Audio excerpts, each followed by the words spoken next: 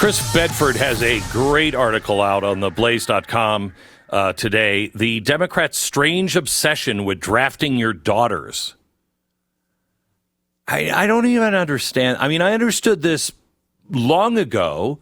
It was a way for Democrats who didn't like war to kind of, ramp up the odds that we wouldn't go to war if, we had a draft and then we drafted your daughters. Nobody would want to go to war. I get that, except the Democrats now are the pro-war party. So what the hell is happening? And this just seems to have come out of nowhere. The most outspoken voices on this are Chip Roy and Mike Lee. And Mike is with us now. Can you please tell me what is happening with the draft stuff, Mike? Why is this happening? Yeah, look, the Draft Our Daughters agenda has no place in our national defense. Think what they're trying to do.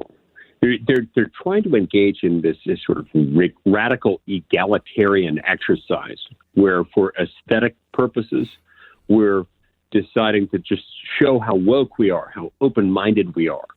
And do you really think that's motivating them at all? Oh, yes. Because I can't fathom any other reason why they would want to do it. Look, you don't send women to fight as long as able-bodied men exist and are available to fight. It's a fundamental notion. You don't even have to get to a moral question on this. It's a survival question. The Draft Our Daughters push has been something that keeps getting recirculated every few years. It's failed before every single time. Congress has rightly rejected previous attempts to draft women. And this year, they're quietly trying to slip it into the NDAA, the National Defense Authorization Act. It's a bill that Congress passes once a year to, establish priorities for our military. But people have already said no to it. It's an underhanded tactic to include it in the base bill of the Defense Authorization Act. We shouldn't be putting policies like this, such a revolutionary policy, into it, especially when what they've been doing of late is putting this together and then ramming it through the Senate floor and telling us that we have no opportunity to amend it once it gets to the floor. So that's why we've got to start sounding the alarm bells now before it gets to the Senate floor or the House floor, saying absolutely not, the American people aren't going to take this. Okay, so you said it was a matter of survival. Explain that. Well, okay, so the purpose of having a military, and therefore the purpose of having a draft to staff the military, is to break things and kill people, just to put it very bluntly. And so you don't put women out there as long as able-bodied men exist and are able to fight. For all sorts of reasons, including the fact that you've got that men have certain biological advantages in war that need to be utilized, and it just sends all the wrong messages to our own people and to whatever country or entity that we're fighting. That our able-bodied men are not all going to go out there. We're going to send women instead. It sends all the wrong messages, and it's not going to work well. And so every time people hear this, they need to reiterate their desire. If they feel the same way, they should repeat the phrase, "Don't draft our daughters, just don't do it." That goes over pretty well. Once people hear it phrased like that, they tend to back away from it. And we shouldn't let them think that this is just a non-controversial, basic housekeeping, just, updating our legislative books to reflect modern realities. No, this is a fundamental shift and one that we're not going to fall for. I mean, one I usually don't disagree with, Marsha Blackburn. She said this is about opportunity. It's not about combat. It's about their opportunity to serve. Well, I just found a picture of my grandparents. My grandfather is in a military Marines uniform, and my grandmother is in a Salvation Army uniform. And women served all through wars in different capacities. You can serve. It's just your body is not made for for a war. You can't drag your 200-pound companion off the battlefield if you're a 125-pound woman. You might be able to, but it's not going to be easy. Yeah, no, that's exactly right. And like you, I normally agree with Marsha Blackburn. I had not heard that she had said that. But let me just respond to this point as is similar to points that others have made on this front. This is not about opportunities.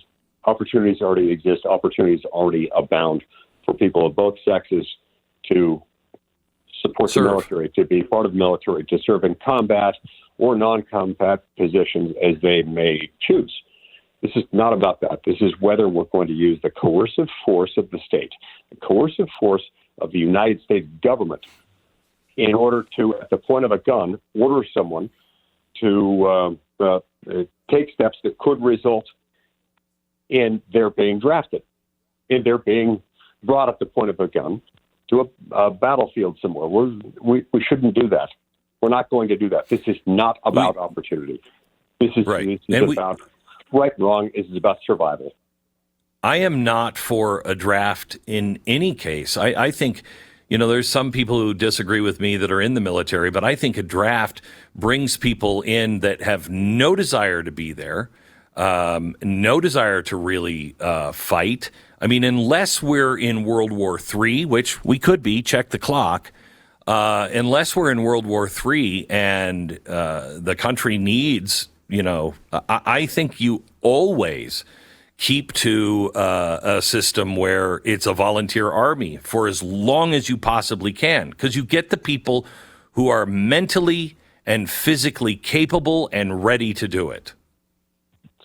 You're exactly right, Glenn, but this is where it gets tricky. Because you're right, and I think most people would agree with you, including most people in Congress, including many of the people pushing this effort to require women to register with the Selective Service. What they would say here is, this isn't about the draft. This is just about requiring them to register with the Selective Service. Whether or not we actually have a draft, well, Congress would have to authorize that before we could draft anyone. See, that's where it's easy to get hooked on that one as sort of a teaser rate. You can say, I'm not voting to draft women. I'm just voting to require them to register with the Selective Service. But then next time, if we are facing World War III or some other conflict where, for whatever reason, in order to survive, we've got to conscript people involuntarily into the military, it will be automatic because women will already be registered with the Selective Service. So that's the decision that we have to look to right now. We have to treat this as, do we want to draft women? And I believe that among the American people, the answer is a resounding no, and it should be. No. Let me ask you this. My sister was freaking out a couple of weeks ago because they made it automatic now. We used to have to register. Every male registered. When you turn 18, you register for selective service, and it always freaks you out as a teenager. Wait a minute, I have to what? But we haven't seen a draft since the 60s or 70s, and it's just not in the cards. But why are all these things changing right now? What is going on, Mike? Some people will look at this and go, they're getting us ready for war. Are they? Or is this just, what is this? Okay, so I think the best way to understand this, years ago at an event hosted by the American Enterprise Institute, I heard someone give a speech in which they talked about ways in which we should be wary of a government as it becomes more efficient through technology and otherwise. Government efficiency sounds like, often is a good thing. But he pointed out that in some areas where our civil liberties are concerned, a hyper-efficient government poses a greater threat to our liberty. Perhaps this is one of them, where you used to have to go out and take an affirmative step that kept people focused on it, where it happens automatically. They don't even really think it through all that much. And perhaps they don't want people thinking about it. They just want to register them on their own sort of like the government is efficient in a lot of ways that otherwise undermine our liberty with the way that it spies on people. For example, under Section 702 of FISA, that's an example of another efficiency that undermines our liberty, and we ought to watch out for all of those. Mike, thank you so much. Any thoughts on the Senate race today in Utah?